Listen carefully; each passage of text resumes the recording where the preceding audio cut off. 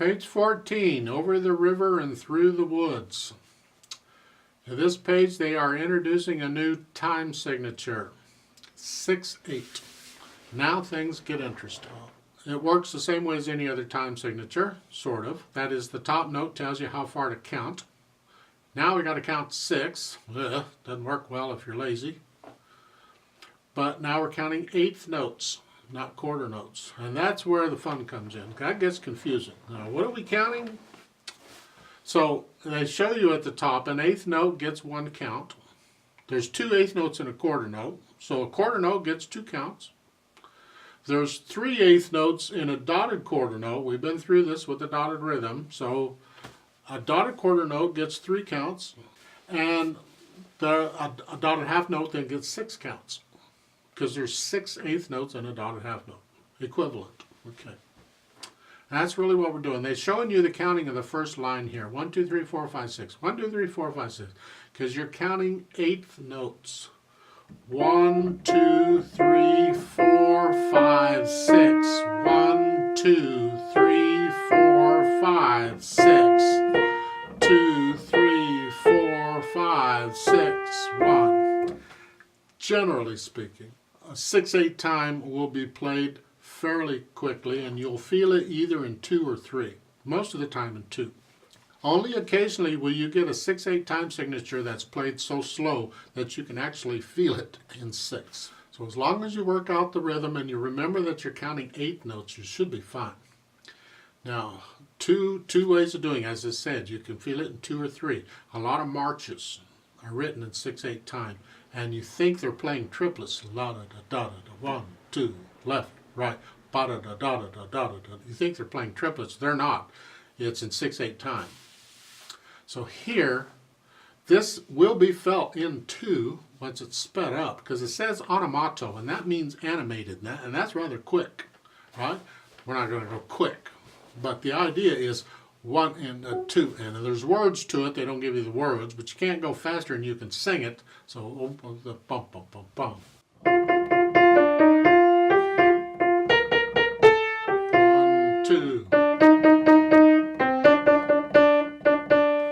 etc. There you feel it, bum bum bum. You have to work it up very slowly.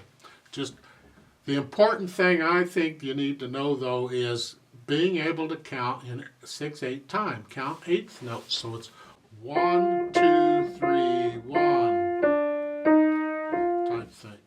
Now, with all these repeated notes, I would like to adjust the fingering in the right hand a little, and you can experiment with it, but I would encourage you to try it.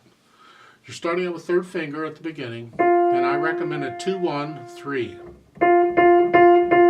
So it's 3, 2, 1, 3.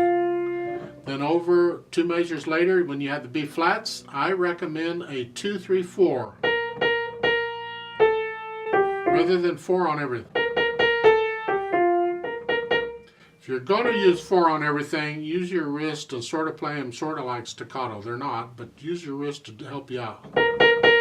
Because the finger, that's a lot of work for a finger to have to do that.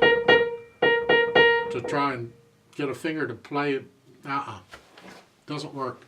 At the beginning, when you're playing these, if you're going to use the same finger, and I don't recommend you do, but if you do, you can't just use the finger to push these down like that. Fingers don't work that way. It's very hard to do. It's very tiring. You're going to use the wrist to help you out, and you're just going to, like so. As I said, it's not staccato, but it's quick, so you can almost play it like staccato and get away with it. Definite silence between the notes, but here, no.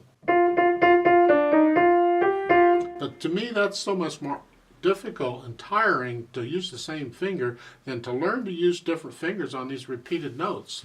It makes it a lot easier to play. First measure of the 2nd line of those E flats, I recommend a 4, 3, 2, 3. Next measure is a 3, 2, 1, 2, 3, 2. Then for the C's, 1, 2.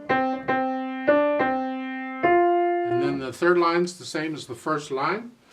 The last line, recommending that you start with the 4th finger, like we say, and then the 3rd finger, thumb on the G, And for the next measure, cross over and put the fourth finger on the F. Second finger on the D. You can use third finger, so second finger here, but that's a stretch. It's unnecessary. It's second finger on the D, thumb on the B flat, second finger on the C, and then for the next measure, it's a 3-1-4. 3, 2. You're ending with the thumb on a black note. Well, that's fine. We do that sometimes. Not the best. Don't really like to, but we do it when we have to. And that's the fingering I recommend you try on here. You may have to take a pencil and very carefully write them in. I'm just suggesting don't use the same finger on repeated notes if you don't have to, most of the time. Sometimes you do it anyway.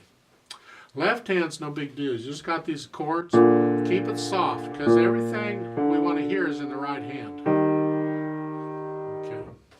Second line, third measure, it's a C and E natural. For the last measure, it's nice of them to put in the flat sign in front of the E. It's unnecessary. It's an E flat anyway. They're doing that just as a being nice to you to remind you that, oh, by the way, the natural sign doesn't apply anymore. This is a flat. Okay, the rules state it's an E flat anyway. Last two measures, look at that. You have an F, and then an E flat F, and then a D. So give it a try. Let's go slowly on this. I'll give us 6 counts and then we'll come in. So you're going to start out here. Here we go. 1, 2, 3, 4. Ready, go.